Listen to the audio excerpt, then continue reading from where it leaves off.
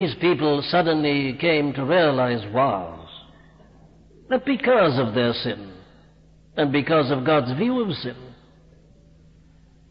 God was withholding His presence from them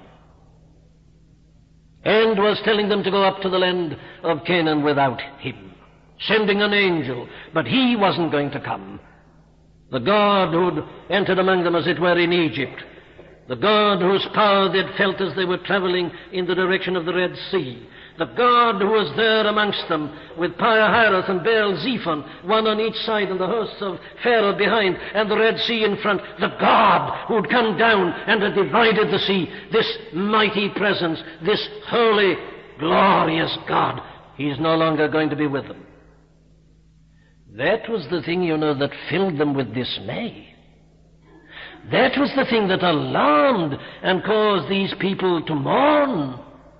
When the people heard these evil tidings, and that was the evil tidings, I will not go up in the midst of thee, for thou art a stiff-necked people, lest I consume thee in the way. What troubled them was not the threat of being consumed, but that God had said, I'm not coming with you. You've got to go up alone. I'm sending an angel, but I am not coming. Oh, this is a tremendous thing. This is the heart of the whole matter. Men and women, when they're truly awakened, begin to realize that there is nothing which is so serious as to be without the presence of God. Do you get its full force? God was sending them to the promised land. God was saying, go up. I've promised you the land of Canaan. I'm going to give it you. You shall go to the land flowing with milk and honey. I'll send my angel before you to destroy these enemies, these Amorites, these Hittites, Perizzites, Canaanites, Hivites, and Jebusites. Go along. Go up to your promised land. I've brought you out of the captivity of Egypt. I'm sending you on. Go ahead. Lead them, Moses. I'll send an angel with you. And the people said, no. If you're not coming with us, we don't want to go. Now that's the essence of spiritual understanding. And that's the thing, my dear friends, that you and I have got to come to. You see, here were a people who suddenly awakened, came to this tremendous, profound realization that to be given every other blessing is of no value if God isn't with you. What's the value of Canaan? What's the value of milk and honey? What's the value of having possessions if you are not with us? They saw that the realization of the presence of God, having His fellowship and company, was infinitely more important than everything else. Need I apply this to the church today? You can have successes over your enemies, without this great realization of God in the midst. Oh, yes. There are angels who can do that for us.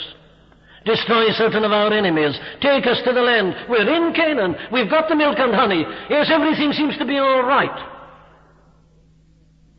There's an appalling verse in Psalm 106 where we are told to the children of Israel, God granted them their requests, but sent leanness into their souls.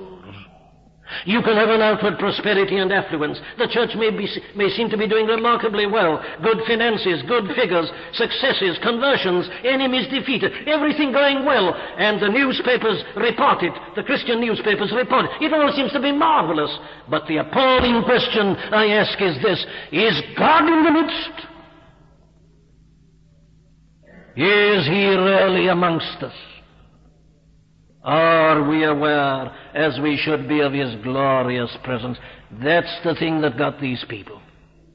And what they said, in effect, was, Canaan's no use to us. Milk and honey are of no value. We're not interested in these enemies. We want you. Oh, says the psalmist, it is for thee I cry out as the hart panteth after the water brooks. So panteth my soul after thee, O God. He's not after blessings, he's after God, the living God.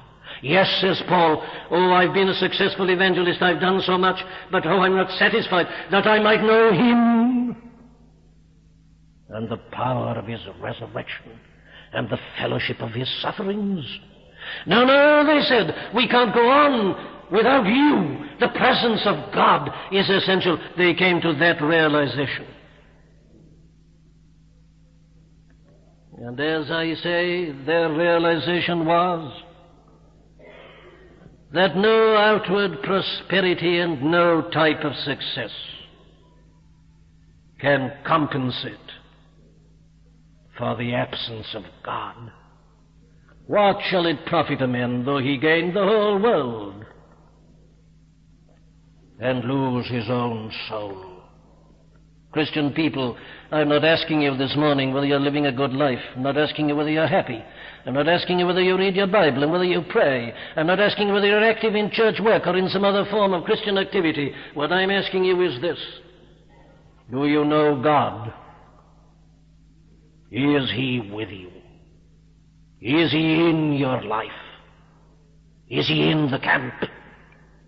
Or are you traveling on with God, as it were, somewhere in the distance, given strength and power by His angel and by His leader and so on? But the question is, what of you in your personal relationship and your personal dealings?